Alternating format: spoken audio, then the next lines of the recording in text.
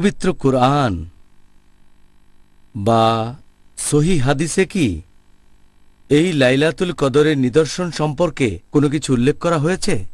সহি হাদিসে লাইলাতুল কদরের কিছু নিদর্শনের কথা বলা হয়েছে, তবে আলহামদুলিল্লাহ যতগুলো নিদর্শনের কথা বলা হয়েছে এগুলো দেখতে পাই লাইলাতুল কদর পার হয়ে যাওয়ার পরে। তাহলে এটাও আল্লাহ সুবহানাহু ওয়া তাআলার ইচ্ছা, তিনি চান না আমরা আগে জানতে পারি। যদি জানতে পারতাম তাহলে হয়তো শুধু সেই রাতেই ইবাদত করতাম, আর অন্যান্য রাতগুলোতে আমরা আল্লাহ সুবহানাহু ওয়া তাআলার ইবাদত খুব একটা হয়তো করতাম না। একটা হাদিস আছে সহিহ মুসলিমে যে লাইলাতুল কদরের ঠিক পরের দিন সূর্যের কোনো কিরণ থাকবে না, দেখাবে একটা থালার মতো যতক্ষণ না মাথার উপরে উঠছে। এছাড়াও সহিহ মুসলিমে বলা হয়েছে খণ্ড নম্বর 2 বুক অব ফাস্টিং হাদিস নম্বর 2633 যে লাইলাতুল কদরের পরের দিন সূর্যের কোনো কিরণ থাকবে না। সহিহ মুসলিমে আরও একটা হাদিস আছে খণ্ড নম্বর 2 বুক অব ফাস্টিং হাদিস নম্বর 2635। আমাদের নবী বলেছেন যে লাইলাতুল কদরের রাতে চাঁদটাকে দেখাবে একটা থালার মতো, মাসের শেষের চাঁদ যেরকম হয়। এই সহিহ হাদিসটা আছে তাবরানি আর ইবনে খুজাইমাতে যে লাইলাতুল কদরের যে আলো সেটা খুব গরম হবে না, আবার হবে না খুব ঠান্ডাও। এটা হবে একটা সুন্দর রাত, সুখ শান্তির রাত। আর সূর্যটা লাইলাতুল কদরের পরের দিনে হবে হালকা এবং লালচে।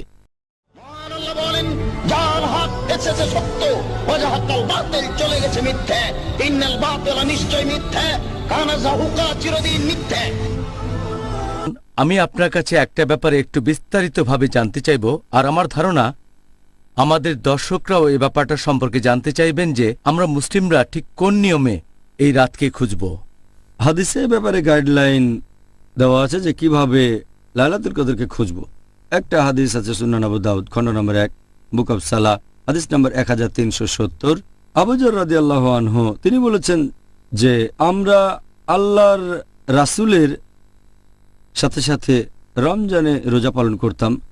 নবী আমাদের নামাজ পড়ার জন্য কখনো ঘুম থেকে ডেকে তুলতেন না, শুধুমাত্র রমজান মাসের শেষ 7টা রাতে, শেষ সময় রাতের প্রথম তৃতীয়াংশে নামাজ পড়তাম। ষষ্ঠ রাতে তিনি আমাদের ঘুম থেকে ডেকে তুলতেন না, আর তারপর পঞ্চম রাতে তিনি আমাদের ঘুম থেকে ডেকে তুলতেন। আমরা নামাজ পড়তাম মাঝরাত পর্যন্ত।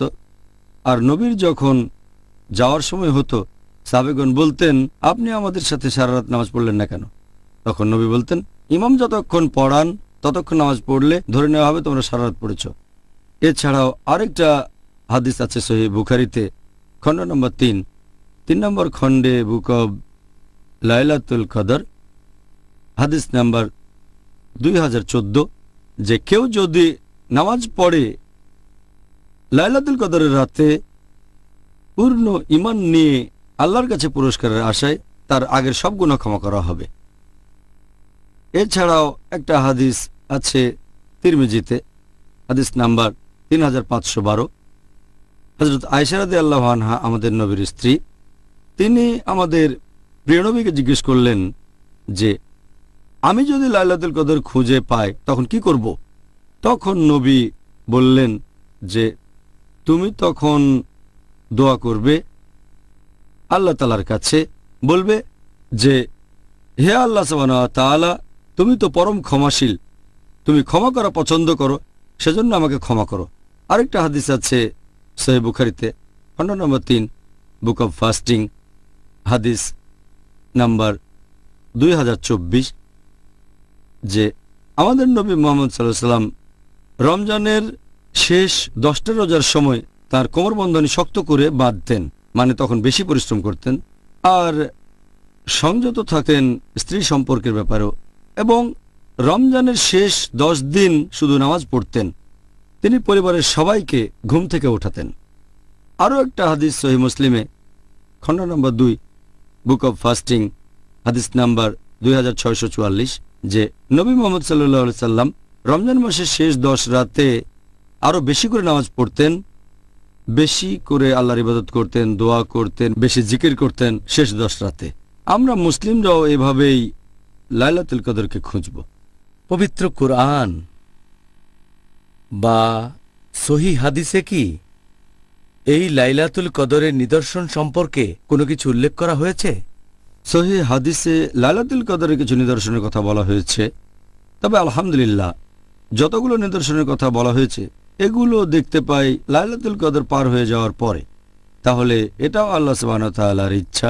তিনি চান না আমরা আগে জানতে পারি। যদি জানতে পারতাম তাহলে হয়তো শুধু সেই রাতেই ইবাদত করতাম, আর অন্যান্য রাতগুলোতে আমরা আল্লাহ সুবহানাহু ওয়া তাআলার ইবাদত খুব একটা হয়তো করতাম না। একটা হাদিস আছে সহিহ মুসলিমে যে লাইলাতুল কদরের ঠিক পরের দিন সূর্যের কোনো কিরণ থাকবে না, দেখাবে একটা থালার মতো যতক্ষণ না মাথার উপরে উঠছে। এছাড়াও সহিহ মুসলিমে বলা হয়েছে খণ্ড নম্বর 2 বুক অব ফাস্টিং হাদিস নম্বর 2633 যে লাইলাতুল কদরের পরের দিন সূর্যের কোনো কিরণ থাকবে না। সহিহ মুসলিমে আরও একটা হাদিস আছে খণ্ড নম্বর 2 বুক অব ফাস্টিং হাদিস নম্বর 2635।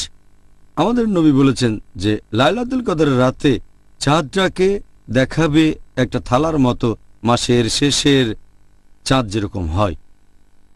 এই সহিহ হাদিসটা আছে তাবরানী আর ইবনে খুজাইমাতে যে লাইলাতুল কদরের যে আলো সেটা খুব গরম হবে না, আবার হবে না খুব ঠান্ডাও। এটা হবে একটা সুন্দর রাত, সুখ শান্তির রাত। আর সূর্যটা লাইলাতুল কদরের পরের দিনে হবে হালকা এবং লালচে।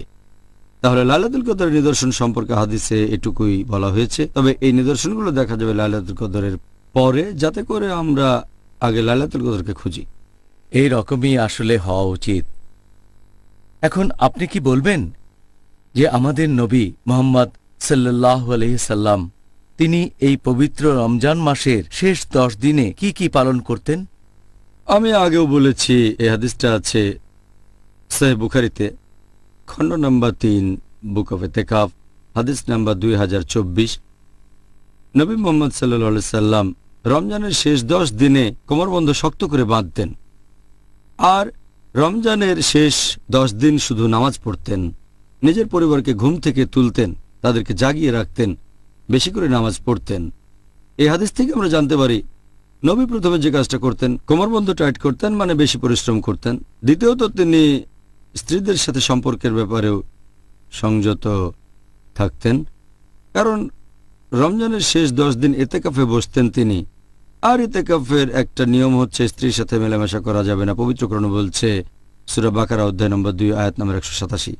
এছাড়াও তিনি তখন নামাজ পড়তেন রাতের বেশিরভাগ সময় বা পুরো রাত ধরে। এটা করতেন রমজানের শেষ 10 রাতে। নবী রাতের বেলায় নামাজ পড়তেন, আল্লাহ সুবহানাহু ওয়া তাআলার ইবাদত করতেন শেষ 10 রাতে।